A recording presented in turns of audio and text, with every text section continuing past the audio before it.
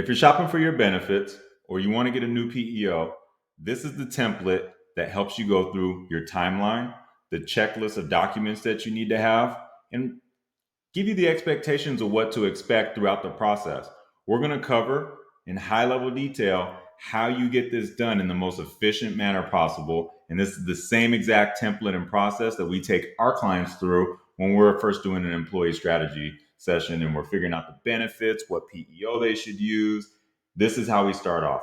Okay, so let's go ahead and dive right in. All right, I'm going to move myself on over here. Looking at you down here. Cool. First thing is, today is October 17th, let's say. And let's say we schedule a strategy session. We want to figure out before we do a first meeting, when do we want to have our benefits effective date? Why is this so important? Well, literally, it is going to run this entire process for you as soon as we figure that out. So in this example, we put 1-1. I mean, look, you can change it here. If you made it 2-1, all of a sudden you got 75 days, right? If you want to be 4-1, you got 135 days, which sounds like a long time, but depending on how large your company is, I mean, you want to give yourself as much room as possible.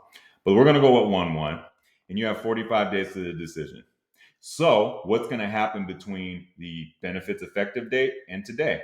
Well, let's say we want to schedule a meeting for 10/20, right? Which is, I believe, a Friday.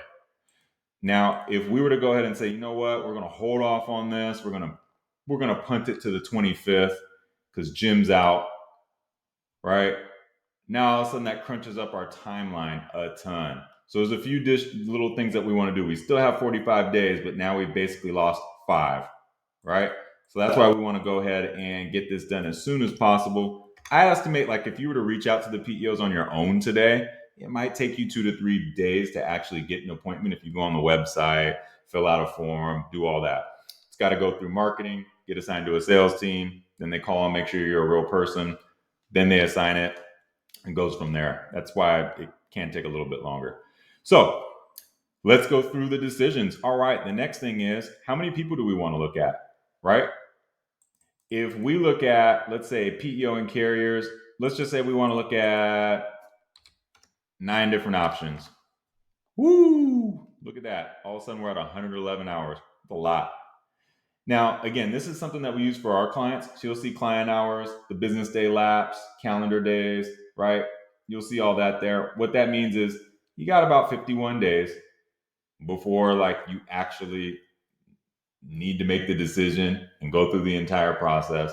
The business days, that's there because not everybody's working on the weekend like we are, right? And then how much time do you have to put in? And again, this is more like if you're being guided by an expert or somebody who's been through this process, it's not going to take you quite as long. But let's just say you got 3 PEOs you want to look at. Let's go through the phases. So you want to know that you have 3 PEOs you want to look at. You're going to do first meetings with them. Then you're going to break it down to 2 people you actually want to submit your information to. Then the next thing we want to do is look at all the carrier proposals, do a comparison. It's always wise to have maybe 1, 2, 3. It just really depends on how certain you are and if you've been through this before, whether you've been in another company or not, you liked them. But I will warn you this.